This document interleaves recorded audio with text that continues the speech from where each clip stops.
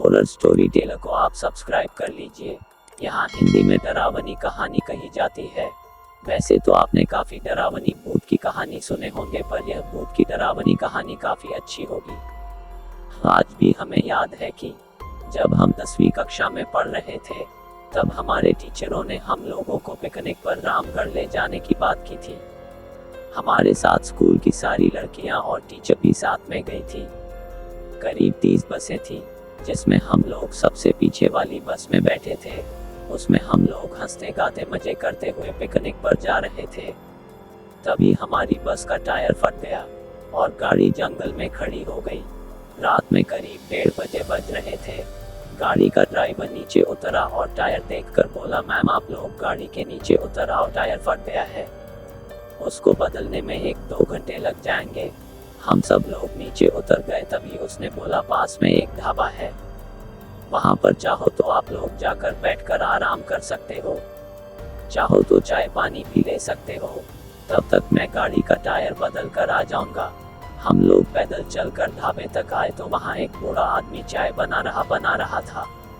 हम लोग चाय पी रहे थे कि मेरी नज़र ढाबे के ऊपर गई, तो मैंने देखा कि जैसे कोई सफ़ेद साड़ी पहनकर, बाल खोलकर, लाल कलर की लाली लगाकर जोर जोर से हंस रही थी। मैंने डर के मारे आंख नीचे कर ली और नीचे देखने लगी। तभी कोई के चिल्लाने की आवाज़ आई।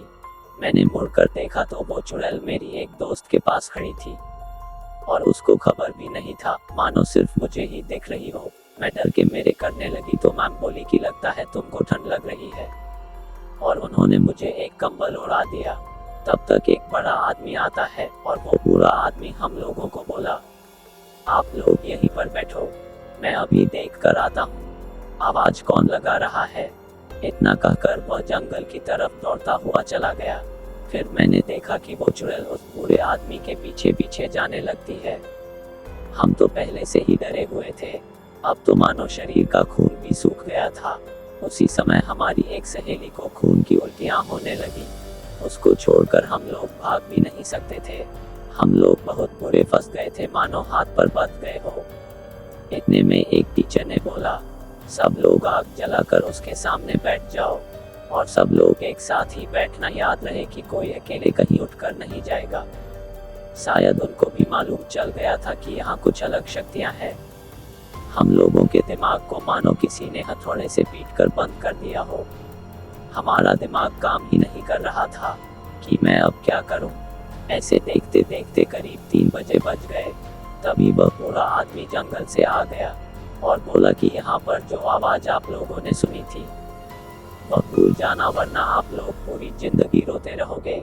फिर हम थोड़ी देर के लिए खड़े हुए और टहलने लगे। इतने में मेरी नज़र एक सफ़ेद कपड़े पर पड़ी। मैंने ध्यान से देखा तो मुझे उस बूढ़े आदमी की लाश दिखाई दे रही थी। वो चुड़ैल उस बूढ़े आदमी को मारकर उसका रूप बदल कर आई थी। मेरी तो ये सब देखकर सांस लेना मुश्किल होने लगा था। इतने में ड्राइवर भी आ गया और हम लोग दौड़कर बस में बैठ गए। थोड़ी दूर जाने के बाद मुझे नींद आने लगी थी, पर कच्ची नींद थी। अचानक मेरी नींद खुली और बगल से बदबू आ रही थी। मैंने देखा वो चुड़ैल मेरी बगल में बैठी थी। मैंने जोर से चिल्लाया, फिर सब लोग आ गए और मैं बेहोश हो गई थी। इसके बाद मैम और सहेलियां अपने अपने मन में मंत्र का जाप करने लगे।